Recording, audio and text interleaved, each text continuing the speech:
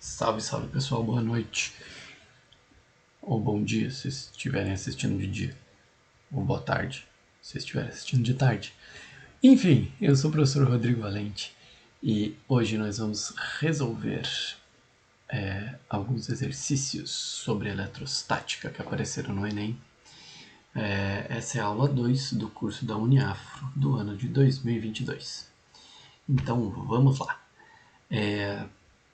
Saiu no Enem 2020 a seguinte questão. Há muitos mitos em relação a como se proteger de raios, cobrir espelhos e não pegar em facas, garfos e outros objetos metálicos, por exemplo. Mas de fato, se houver uma tempestade com raios, alguns cuidados são importantes, como evitar ambientes abertos.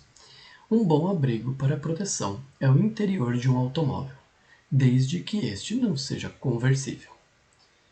Qual o motivo físico da proteção fornecida pelos automóveis, conforme citado no texto? Bom, vamos lá. Será que é o isolamento elétrico dos pneus? Será que é o efeito de para-raios da antena? Será que é a blindagem pela carcaça metálica? É o escoamento da água pela lataria? Ou é o aterramento pelo fio terra da bateria? Vamos lá. Bom, para entender isso daí, a gente vai primeiro entender um pouquinho como é que funcionam os relâmpagos. E para me ajudar, que eu vou fazer só uma rápida exposição aqui, introdução à ideia, tem a apostila do Instituto Geológico, eu deixei lá liberado para na nossa aula, na atividade, vocês podem baixar lá e dar uma estudada melhor sobre como acontecem e o que são os relâmpagos, certo? Mas vamos lá. Basicamente a gente tem o seguinte, a gente tem um campo, o campo aberto, né, que eles falaram lá, e a gente vai ter uma nuvem nesse campo aberto. Nuvem e tal. Pessoal, meu forte não é o desenho, mas vamos lá, espero que fique claro para vocês. Bom, o que acontece aqui, como a gente viu na última aula, quando a gente atrita as coisas, elas às vezes vão adquirir a carga elétrica do outro, né? E daí vai ficar um desequilíbrio elétrico ali no material. No caso das nuvens, as próprias gotas dentro das nuvens, ok? O gelo ali, eles vão se roçando e tal, e eles vão trocando, e uns vão roubando elétron do outro e tal, e daí você acaba que tem algumas gotas e algumas regiões da nuvem que vão estar com mais cargas negativas do que positivas. E isso vai fazer com que a nuvem acabe se configurando da seguinte forma, uma das formas, ok? Tem várias formas como os relâmpagos acontecem. Então eu vou descrever aqui, imagina que as cargas positivas que foram eletrizadas, elas vão ficar aqui no alto da nuvem, certo? E as cargas negativas vão ficar na parte de baixo da nuvem. Ok, carga positiva e carga negativa. Bom, o que acontece? É que essas cargas negativas, elas atraem cargas do sinal contrário delas, certo? Então, da mesma forma como aquelas foram se roçando e tudo mais e acabaram se distribuindo dessa forma, uma região da nuvem com mais carga negativa. E imagina, a nuvem é uma loucura, né? Então tá rolando o vento, tá vindo matéria para lá e para cá, as coisas estão se roçando. Então isso tudo um processo assim que ele é bem caótico, né? Mas existem determinadas situações em que sim as cargas elas estão mais distribuídas desse jeito aí, onde em uma região tem mais, outra região tem menos de uma determinada carga, porque aqueles átomos ficaram em desequilíbrio ali naquele momento. Isso aconteceu, as cargas negativas estão aqui para baixo, então elas vão fazer o que? Elas vão atrair lá embaixo da Terra cargas positivas e vão afastar cargas negativas, certo? Beleza. E isso vai gerar uma coisa que a gente vai chamar de diferença de potencial. Ou seja, eu tenho um potencial aqui, eu tenho um outro potencial aqui, e a gente tem uma diferença entre esses potenciais. E diferença de potencial, a gente vai ver nas aulas mais para frente, gera movimento de cargas. O que está impedindo essas cargas negativas aqui de se juntarem a essas cargas positivas e falarem, estamos equilibrados? O ar. O ar, ele tem uma rigidez contra a livre passagem de cargas elétricas, que a gente chama isso de rigidez dielétrica. Mas o que acontece é o seguinte, essas carguinhas elas vão estar ali, elas vão estar fazendo uma força e tudo mais e tal, e você, se tiver ali paradinho, dando bobeira, no campo aberto, no meio da tempestade, então pensa assim, que essas cargas estão distribuídas ali na Terra. Talvez tenha uma pedra aqui, tenha um ponto ali e tal, beleza, mas né, mais ou menos assim, não está nada, tá tudo meio distribuído igualmente. Mas na hora que você aparece na história, bom, essas carguinhas aqui estão lá forçando as tuas cargas negativas para baixo e puxando as suas cargas positivas para o alto, e você vai ficar com uma distribuição de cargas que você vai ter mais carguinhas positivas ali. E as suas carguinhas negativas vão estar mais para baixo. O próprio fato de ter a carga e de ter um campo elétrico, como foi falado na outra aula, já faz com que esse campo elétrico ele acabe eletrizando as suas moléculas, as suas células e os seus átomos, e isso por indução, ok? Então, vai lá dar uma olhada na outra aula, se você não lembra como é que é a eletrização por indução, certo? O fato é que agora, o que estava lá distribuidinho e tal, pá, agora tem um pico aqui. Opa, nesse pico, a proteção que o ar dá de, olha, não vai passar carga aqui, ela está sofrendo pressão ali e tal. Essas carguinhas começam a se eletrizar daqui para lá e começa a eletrizar esse ar e tudo mais, e as cargas negativas vão eletrizando o ar também, porque vão afastando uma da outra. Na hora em que um caminho eletrizado encontra com o outro, você fecha um circuito entre a nuvem e a Terra. E nessa hora acontece um relâmpago. E se você estiver no meio do caminho, você toma o relâmpago no meio da lata e dói, ok? Um relâmpago, ele é mais quente do que o sol, minha gente. Sim, pois é. Tudo bem, tem regiões e regiões, tem relâmpagos e relâmpagos, mas sim, existem relâmpagos que vão ser mais quentes, mais calorosos do que a superfície do astro-rei. Ou seja, é muito calor, ok? Tipo, só o calor já vai machucar bastante. As cargas que estão correndo por você também vão detonar os seus átomos. Beleza, a hora que passou essa carga, deu o relâmpago vai fazer uma explosão que vai empurrar o ar, que vai gerar o trovão. Legal.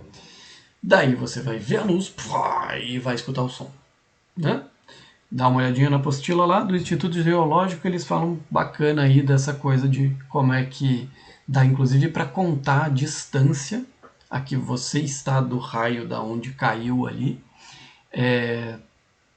em função de você contar o tempo entre o clarão e o som do trovão, certo? Muito divertido, já brinquei muito disso na vida. Ficava contando lá, oh, esse aí tá a 3 km, opa. Então, daí, o que... Vamos voltar para nossa pergunta lá. Então, estamos no carro, certo? Como eu estou falando ali, eu vou seguir aqui nesse efeito B, efeito de para-raios da antena. Então, eu vou desenhar aqui fora de escala, tá bom, pessoal? Então, vamos lá. É um carro bem bonito, né? Meio forte, dá para ver que é o desenho. Ok, beleza. E daí tem a antena do carro aqui, né? Antena. É o efeito do para-raios da antena. Bom, para saber se é o efeito do para-raios da antena, a gente tem que saber como é que funciona um para-raio. Então, vamos lá, a gente tem um prédio também, fora de escala. Tararara. Bom, janelas bem quadradas, bonito, legal. E a gente tem um para-raio.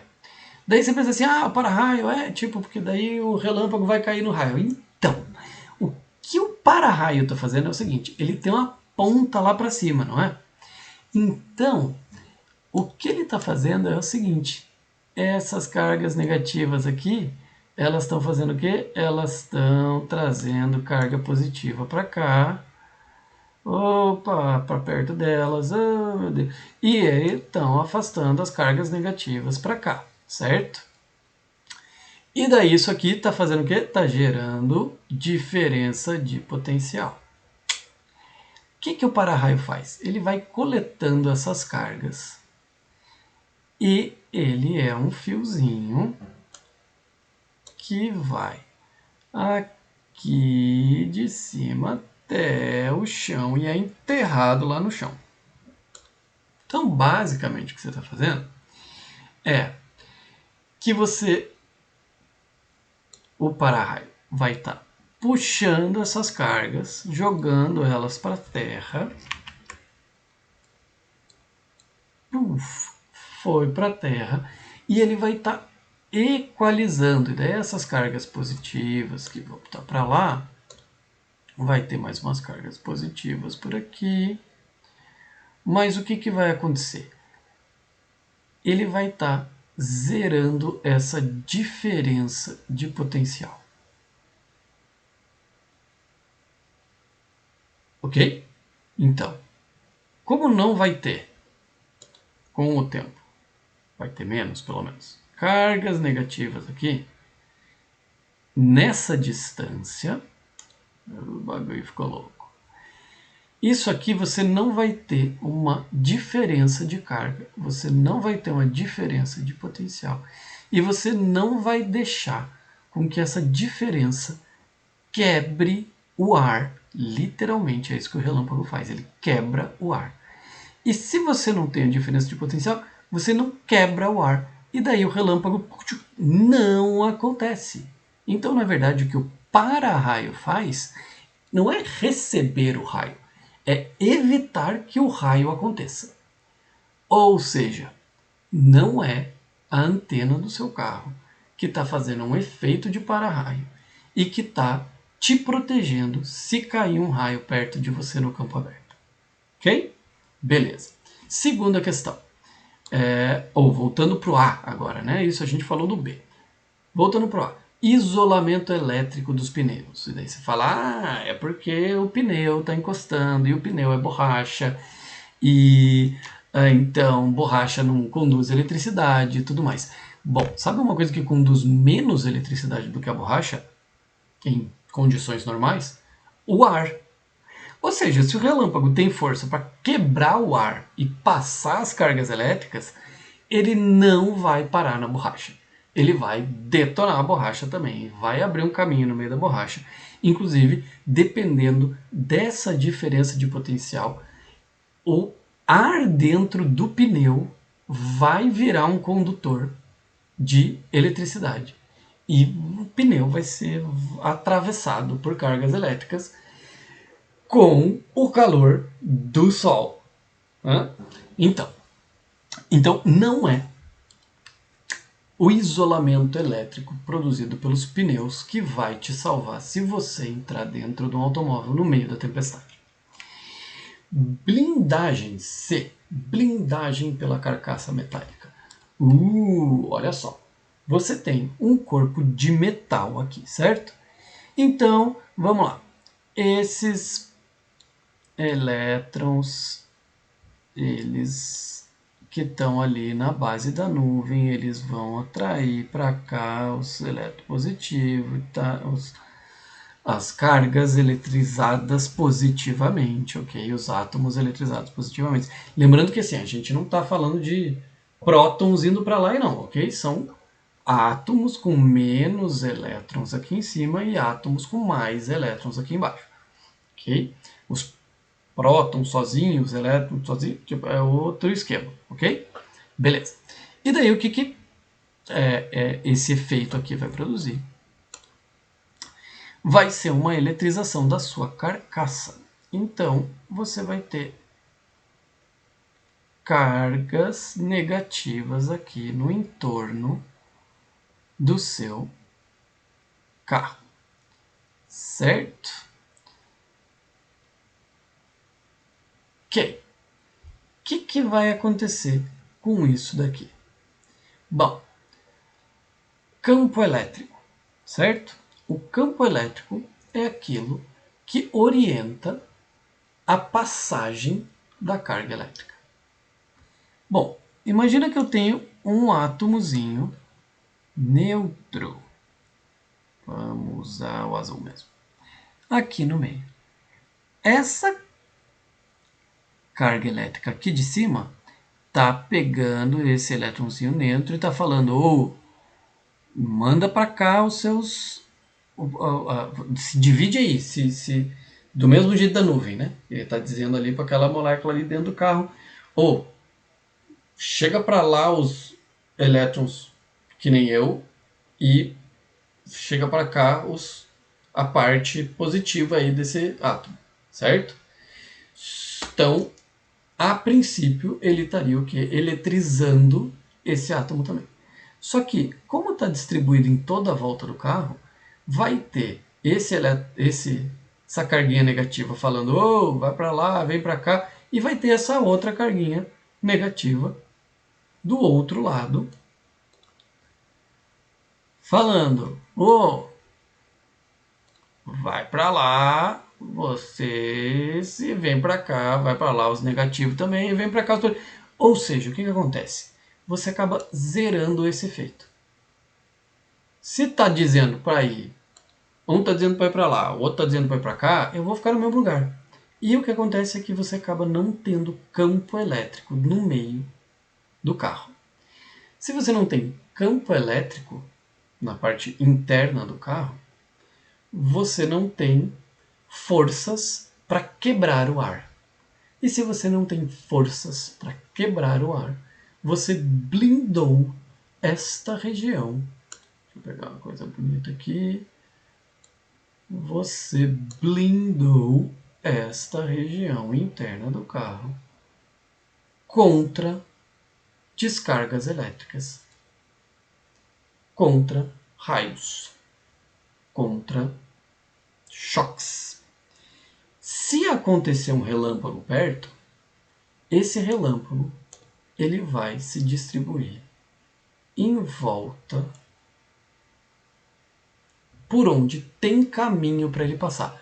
Porque os elétrons eles são meio preguiçosinhos, entendeu? Eles vão sempre querer passar pelo lugar mais fácil. Ok?